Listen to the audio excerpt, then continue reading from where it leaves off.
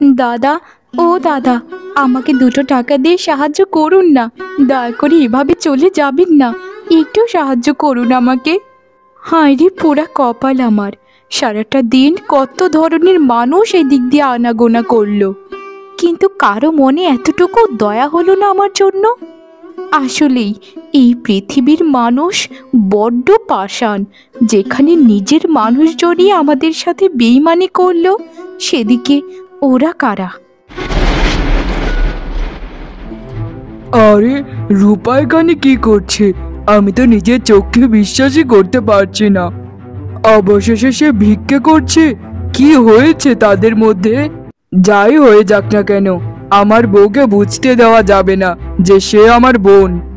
আরে এটা তো আমার রকি দাদা, কিন্তু দাদা এখানে কি করছে? আর সাথে মেয়েটাই বা কে? আমি তো কিছুই বুঝতে পারছি না। দেখে তো মনে হচ্ছে দাদা বিয়ে করেছে। কিভাবে সে পারলো মা বাবাকে না জানিয়ে? বাবারে বাবা, গ্রামে ঢুকতে না ঢুকতেই কি যে বিকিরি টিকিরি এসে হাজির হয় বুঝতেই পারি না। এই জন্যই গ্রাম আমার একদম পছন্দ না। কিন্তু নেহাত বাবা আমাদেরকে গ্রামে পাঠিয়েছেন, তার এখানে অনেক বড় একটা বাড়ি আছে। এ মেয়ে, দেখতে শুনতে তো মন্দ নয়, তুমি কাজ করে খেতে পারো না? রকি, ওকে 2টো টাকা ভিক্ষে দিয়ে দাও তো। না মেম সাহেব, আপনার টাকা আপনার কাছে রেখে দিন। আমার এমন টাকার দরকার নেই। আমি স্বার্থপর মানুষদের কাছ থেকে টাকা নিই না। পারলে না খেতে পেয়ে মরে যাব, তবু আপনাদের মতো মানুষদের কাছ থেকে একটা টাকাও আমি কোনোদিন নেব না। আর দয়া করে আমাকে কথা শোনাবেন না। আমার মতো আমি ভিক্ষে করছি, আপনাকে আমি বিরক্ত করছি না। চলে যান মেম সাহেব, চলে যান এখান থেকে। কি? একটা সামান্য ভিখারিনীর মুখে এত বড় কথা? আহা, ছাড়ো তো গিন্নি, ওদের কথা বাদ দাও। চলো, আমাদের শুভ কাজে শুধু শুধু সময়টা কেন নষ্ট করছো বলো? ওকে 500 টাকা দিয়ে দাও, ঝামেলা মিটে যাক। কথা বললে কথা বাড়বে। বাবা, ভিখারিনীটা আমাকে এত কিছু বললো, সেটা তুমি কোনো প্রতিবাদ করলে না? আমাকে আরো উল্টো বলছো যে 500 টাকা দিতে। তোমার এত মায়া দয়া ওর প্রতি কিভাবে শুরু হলো শুনি? আগে তো কোনো ভিখারিনীকে দেখে এরকমটা বলনি, আজকে কি হলো তোমার? কোনো ভিখারিনীকে টাকা দেওয়ার জন্য আমার বাবা আমাকে টাকা দেয়নি, বুঝেছো? চলো বলছি এখান থেকে এক্ষুনি, চলো। আমাকে ক্ষমা করে দিন মেম সাহেব, আমি মুখের চোটে কি বলে ফেলেছি। আমি আসলে বুঝতে পারিনি, আমাকে দয়া করে ক্ষমা করে দিন। আপনাদের সংসারে কেন অশান্তি করছেন আমার জন্য? আমি একজন সামান্য ভিখারি। পারলে আমাকে 2টো থাপ্পড় মারুন, তবু আপনাদের মধ্যে ঝগড়া করবেন না।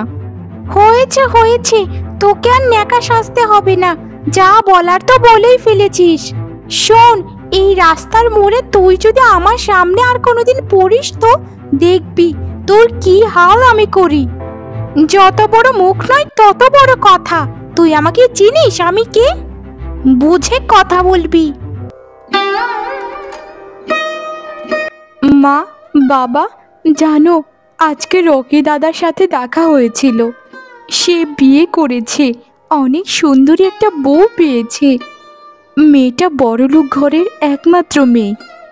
ভালোই হয়েছে মা বাবা, আমাদেরকে ছেড়ে সে খুব সুখে আছে।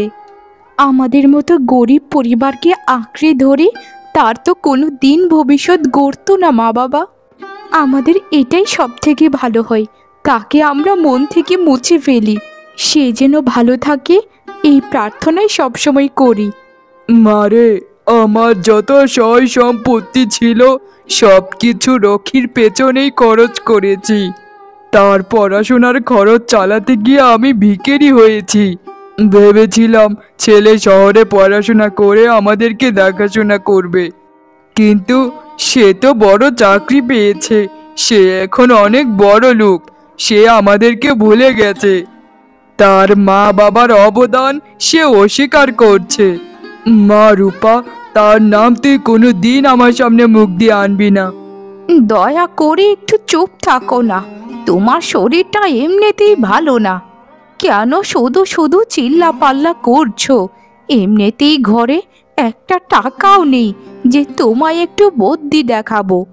কি পোড়া কপাল আমার, মেয়েটার বিয়েরও খরচটা রাখলে না তুমি।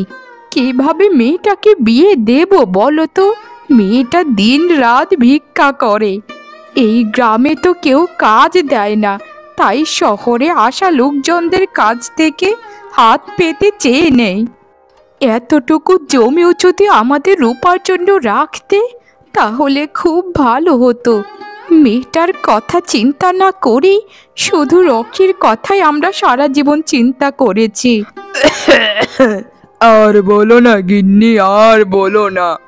ভেবেছিলাম তো আমি অন্য কিছু গিন্নি, যে রূপার দাদা বড় জায়গা চাকরি করবে, তারপর রূপাকে সে বিয়ে দেবে। কিন্তু সব কিছুই উল্টো হয়ে গেল। ছেলেটা আমাদেরকে ভুলে গেল গিন্নি, ভুলে গেল। তবে শোন মা, ওর কাছে তুই কোনো দিন যাবি না। এটা বাবা হয়ে তোকে আমি আদেশ করলাম। আমি যদি মরেও যাই তবুও তাকে খবর পাঠাবি না। যদি পাঠাস তাহলে আমার আত্মা গুরু দিন শান্তি পাবে না। বাবা তুমি চুপ করবে? এইভাবে বলো না। তুমি মরবে কেন বাবা? আমার মাথায় যতগুলো চুল আছে তুমি তত দিন বেঁচে থাকবে বাবা, ততদিন। আমি যেভাবেই হোক তোমার চিকিৎসা বড় হাসপাতালে করব। সব কিছু তো হয়েছে আমার রকি দাদার জন্য। সে যদি এমনটা না করতো আমাদের সাথে তাহলে আজ তুমি ভালো থাকতে। কিন্তু সে তো আমাদের পরিবারটাকে ধ্বংস করে দিয়ে নিজে খুব সুখী আছে। ঈশ্বরের কাছে সব কিছুই রেখে দিলাম, তিনি এর বিচার করবেন। সে ভালো থাকুক মা, সে ভালো থাকুক। যা, আমার জন্য একটু রান্নাঘর থেকে জল নিয়ে আয়। গলাটা থেকে থেকে শুকিয়ে কাঠ হয়ে যায়। বুঝি না রে মা, কি যে হলো আমার। কিছুতেই তো হিসাবটা মিলাতে পারছি না। আমার ছোট বোন রূপা ভিক্ষা করে, বাবা মা কেমন আছে কে জানে। তবে যাই হয়ে যাক না কেন, আমার গিন্নি আর শ্বশুর বাড়ির মানুষের কাছে কোনো দিন প্রকাশ করা যাবে না। আমি তাদেরকে বলেছি যে আমি অনাথ, আমার পরিবার বলতে কিছু নেই। তারা এসব জেনে তাদের মেয়েকে আমার কাছে বিয়ে দিয়েছে। এখন যদি বলি আমার পরিবার আছে, তাহলে আমি ওদের কাছে ছোট হয়ে যাব। কি যে করব আমি কিচ্ছু বুঝতে পারছি না, কিচ্ছু না। তবে আমাকে আরো পাষাণ হতে হবে, না হলে শ্বশুর বাড়ির কাছে আমি মান সম্মান হারা হব। কিন্তু যখন থেকে রূপার মুখটা দেখেছি তখন থেকে খেতে আর ইচ্ছেই করছে না। মনটা বলছে ওরা খুব বিপদে আছে, না হলে কেন ভিক্ষে করে। আচ্ছা তুমি একটা কথা বলো তো, তুমি কি গ্রামে বেড়াতে এসেছো নাকি চিন্তা করতে এসেছো? যখন থেকে সেই ভিখিরিটাকে দেখেছো তখন থেকেই তোমার মুখটা বাংলার পাঁচের মতো হয়ে আছে। কেন? হ্যাঁ কেন? ওই ভিখারিনীর সাথে তোমার সম্পর্ক কি? আমাকে তাড়াতাড়ি খুলে বলো। যদি শুনেছি যে কিছু একটা লুকিয়েছো তাহলে কিন্তু ভালো হবে না। আর খাবারটা কি এখন দিয়েছিলাম তোমাকে? এখনো তো একটা খাবারও নড়েনি। আহা, কি যে বলো না গিন্নি, ওই ভিখারিনীর কথা তো আমার মনেই নেই। আমার আসলে একটু মাথাটা ব্যথা করছে, তাই একটু মনমরা হয়ে আছি, আর কিছুই নয়। আর তুমি তো জানোই আমি অনাথ, আমার কেউ নেই এই পৃথিবীতে। তাহলে একটা সামান্য ভিখারিনী আমার কি হবে বলো? আমি একজন শিক্ষিত ছেলে, আমার ভালো চাকরি আছে, তার সাথে আমার কি যায় বলো? তাই তো আমি ভাবছি একটা সামান্য ভিখারিনীর সাথে তোমার মতো একটা ছেলের সম্পর্কই বা কি হতে পারে। আমিও না কি যাতা যে চিন্তা করি কে জানে। আচ্ছা শোনো, তুমি তো জানোই যে বাবার এই বাড়িটা অনেক আগে বানিয়েছিল, তাই বাবা বলছেন যে এই বাড়িতেই কিছুদিন থাকতে। শহরের যে ফ্ল্যাটটা আছে আমাদের, ওখানে কিছুদিন একটু কাজ চলবে, তারপর এই গ্রাম থেকে যেতে। তুমি কি থাকবে আমার সাথে এখানে? কি যে বলো না গিন্নি, এখানে থাকবো না কেন? তুমি যেখানে থাকবে আমিও তো সেখানেই থাকবো। আর শ্বশুর মশাই তো বলেই দিয়েছে যে আমার মেয়েটাকে দেখে রেখো বাবা। তো আমি কিভাবে তোমার কথা অমান্য করতে পারি বলো? আচ্ছা শোনো, এসে যখন পড়েছো চলো দুজন মিলে একসাথেই খাবারটা খেয়ে ফেলি। বাবা, ভালোবাসা দেখা যায় উতলে পড়ছে। আচ্ছা ঠিক আছে, দাঁড়াও, আমি হাতগুলো একটু ধুয়ে আসছি, তারপর দুজন মিলেই খাবারটা খাবো, ঠিক আছে? আচ্ছা আচ্ছা গিন্নি, ঠিক আছে, তুমি তাহলে হাত মুখগুলো ধুয়ে আসো, আমি তোমার জন্য অপেক্ষা করছি। সারাটা দিন ভিক্ষা করে মাত্র 10টা টাকা নিয়ে আসলি মা। তুই তো দেখতেই পাচ্ছিস তোর বাবার শরীরটা দিনের পর দিন শুধু অবনতি হচ্ছে। কিছু যদি একটা না করা যায় তাহলে তোর বাবা তো বাঁচবে না রে। হয়তো কত কিছু করার বাকি ছিল রে মা। মা, এসব অলক্ষণে কথা কখনো মুখ দিয়েও আনবে না। বাবা আমাদেরকে ছেড়ে কোনো দিন কোথাও যাবে না। আচ্ছা মা, বুদ্ধিমশাই তো বলেছিলেন যে বাবাকে যদি শহরে নিয়ে চিকিৎসা করা যায় তাহলে বাবা সুস্থ হয়ে যাবে। মানুষের কাছে টাকা চাইতেও এখন লজ্জা করে মা। আর কত হাত পাতা যায়। 2টো টাকা যদি কেউ দেয় তাহলে 10টা কথা শুনিয়ে দেয়। আচ্ছা মা, একটা কাজ করলে কেমন হয় বলো তো? দাদা তো এই গ্রামেই আছে, দাদার কাছে না হয় কিছু টাকা চাই বাবার চিকিৎসার জন্য। আমার মন বলছে দাদা দেবে হয়তো। এইসব কি বলছিস রে রূপা তুই? তোর বাবা যদি জানতে পারে তাহলে তো খুব খারাপ হয়ে যাবে। কিন্তু জানার থেকে বড় কথা হচ্ছে তোর দাদা কি টাকা দেবে তোর বাবার চিকিৎসার জন্য? আমার তো বিশ্বাস হয় না রে মা, বিশ্বাস হয় না। কারণ যে ছেলে আমাদেরকে ছেড়ে এত বছর থাকতে পারে সে আমাদেরকে টাকা দেবে? এত দিন ধরে এই গ্রামে আছে, কই লোকিয়েও তো আমাদেরকে একটু দেখতে আসলো না। ছেলে এখন বড় লোক হয়েছে, বড় লোক ঘরের জামাই হয়েছে, এখন কি আমাদের মতো ভিখারিনীদেরকে চিনবে মা বল? মা, এভাবে কেঁদো না তুমি দয়া করে। একটা শেষ চেষ্টা করে দেখি না মা। আর বাবাকে যদি আমরা না বলি তাহলে বাবা কোনো দিন জানতে পারবে না। দাদা যে বাড়িতে থাকে সেই বাড়ির সব ঠিকানাই আমি জানি। আমি আজ বিকেলেই যাব দাদার কাছে। দাদাকে সব ঘটনা খুলে বলবো যে আমরা কত কষ্টে আছি। দেখো মা, তুমি দেখে নিও, দাদা নিশ্চয়ই আমাদেরকে সাহায্য করবে। অতিরিক্ত বিশ্বাস নিয়ে যাস না রে মা। যদি না দেয় তাহলে তোর মনটা ভেঙে চুরমার হয়ে যাবে। যেখানে আমরা সারা জীবন ওর পেছনে খেটেও কোনো নাম পেলাম না, সেখানে তোর বলা একটা কথায় ও টাকা দেবে? বিশ্বাস হয় না রে মা, বিশ্বাস হয় না।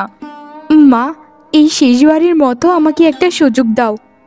একটু দাদার সাথে দেখা করি, সবটা বললে হয়তো তার মনটাও গলে গলে যেতে পারে। মানুষ পাষাণ হলে কি এমনই পাষাণ হয় মা বলো? দাদা, ও দাদা, জানো তুমি আমাদের ঘরে কত অভাব। আমার বাবা খুব অসুস্থ দাদা, আমাকে কিছু টাকা দাও। দাদা, ও দাদা, বুদ্ধিমশাই বলেছেন বাবাকে নিয়ে যদি শহরে চিকিৎসা করানো না যায় তাহলে বাবাকে বেশি দিন বাঁচানো যাবে না। তোমার তো অনেক টাকা দাদা, কিছু টাকা দাও না। রূপা, তোর কি মাথা খারাপ হয়ে গেছে? তুই আমার বাড়িতে চলে এসেছিস? আমার গিন্নি যদি জানতে পারে যে তুই আমার বোন হোস, আমাকে মেরেই ফেলবে। সে আমাকে ছেড়ে চলে যাবে। দয়া করে এখান থেকে চলে যা, আর আমি তোর জন্য কিছুই করতে পারবো না। বাবাকে অন্য কোথাও চিকিৎসা করিয়ে নে। আমার বিশ্বাসই হচ্ছে না যে তুমি আমার নিজের দাদা। ছোটবেলা থেকে না কত ভালোবাসতে আমাদেরকে। আমরা একটু কষ্টে থাকলেই তুমি পাগল হয়ে যেতে। এটা কি আমার সেই দাদা যে বোনটা একটু ব্যথা পেলে কুকরিয়ে কেঁদে উঠতো? এটা কি আমার সেই দাদা যে একটু আমার মা বাবাকে ভালো রাখার জন্য শহরে গিয়েছিল ভালো চাকরি করার জন্য? দাদা, এটা কি সত্যি তুমি? আমি তো নিজের চোখে বিশ্বাসই করতে পারছি না যে মানুষ এরকম কিভাবে হতে পারে। রূপা, এত ন্যাকামো করিস না, এখন এখান থেকে চলে যা। আমার গিন্নি এখনই চলে আসবে। আর শোন, এই গ্রামে আরো কিছুদিন আমি আছি, সাবধান। আমার পরিচয় তুই কাউকেই দিবি না। যদি কোনো না কোনোভাবে আমার গিন্নি সবকিছু জানতে পেরে যায় তাহলে আমাকে বঞ্চিত করবে সবকিছু থেকে। আমি আমার গিন্নির জন্য এত উপরে আজ উঠতে পেরেছি, বুঝেছিস? আর শোন, তোকে আমি কোনো সাহায্য করতে পারবো না, কারণ টাকা পয়সা সব হিসাব আমার গিন্নির কাছেই থাকে। ঠিক আছে দাদা, আমাদেরকে কোনো সাহায্য তোমার করতে হবে না। তবে একটা কথা তোমায় বলে যাই দাদা, যদি আমাদের সাথে তুমি অন্যায় করে থাকো তাহলে এর বিচার একদিন বিধাতা করবেনই করবে। শুধু সময়ের অপেক্ষা, আজ আমার কাল তোমার। তবে তুমি যদি আমার সাথে অপরাধ করতে, আমি কিছুই বলতাম না। তুমি তোমার নিজের বাবা মায়ের সাথে অপরাধ করেছো, তাদের বিশ্বাস ভেঙেছো। একদম চুপ কর হতচ্ছাড়ি, যত বড় মুখ নয় তত বড় কথা। আসলে তোদেরকে ভিক্ষা করতেই মানায়, বুঝেছিস? তোরা ওরকম জাতেরই। আমি নেহাত তোদের সংসার থেকে বেরোতে পেরেছিলাম, তাই তো এখন বেঁচে আছি, না হলে এতদিনে মরে যেতাম।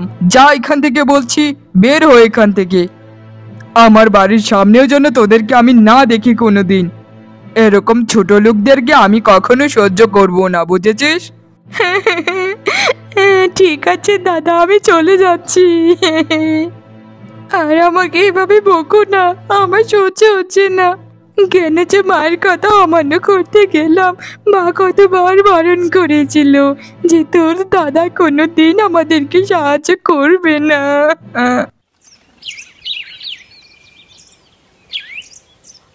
ওগো, এ কি সর্বনাশ হয়ে গেল গো! কেন আমাদেরকে ছেড়ে চলে গেলে তুমি? ওগো, আমাদের এখন কি হবে গো? একটা ঘরে মেয়ে আছে, মেয়েটাকে কে দেখবে বলো? এই অসময়ে কেন চলে গেলে আমাদেরকে ছেড়ে? ওগো, উঠো না, কথা বলো। মা, ও মা, বাবার কি হলো মা? বাবা এরকম ভাবে শুয়ে আছে কেন? আর বাবার শরীরে সাদা কাপড় মোড়ানো কেন? মা, উত্তর দাও না আমাকে। বাবার কি হয়েছে মা? এভাবে তুমি কান্না করছো কেন? ও মা, মা আমার কথা তুমি উত্তর দাও মা, আমার কথা তুমি উত্তর দাও। তোর বাবা আমাদেরকে ছেড়ে চলে গেল রে মা, চলে গেল। আমরা নিঃস্ব হয়ে গেলাম রে মা, নিঃস্ব হয়ে গেলাম। তোর বাবা আর নেই রে মা, তোর বাবা আর নেই। না না মা, এইরকমটা হতে পারে না। বাবা আমাকে ছেড়ে যেতে পারে না মা। বাবা, ও বাবা, ওঠো বাবা বলছি, ওঠো।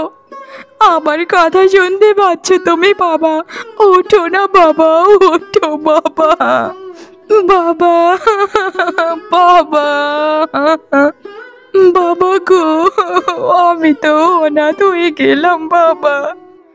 এ বেটা, তুমি কোনোদিন ক্ষমা করো না। Sorry to say madam, he is no more. ওনার কিডনি দুটো নষ্ট হয়ে গিয়েছে, আমরা তাকে বাঁচাতে পারলাম না। অবাক করার বিষয় হচ্ছে তিনি গতকালকেও সম্পূর্ণ সুস্থ ছিলেন, কিন্তু হঠাৎ একদিনের মধ্যে এত কিছু হয়ে গেল কিভাবে বুঝতেই পারলাম না। এই সব কিছু হয়েছে ওর পাপের ফলের জন্য। ও আমাদেরকে মিথ্যে বলে ঠকিয়েছে। ও অনাথ পরিচয়ে আমাকে বিয়ে করেছে। সে তার পরিবারের সাথেও ঠকবাজি করেছে। তার বৃদ্ধ পিতা চিকিৎসার অভাবে মরে গিয়েছে। এমন লোকদের সাথে তো এরকমটাই হওয়া উচিত ছিল। ঠিক হয়েছে, বিধাতা যা করেছে ঠিক করেছে। আমার কোনো দুঃখ নেই, এতে কোনো দুঃখ নেই।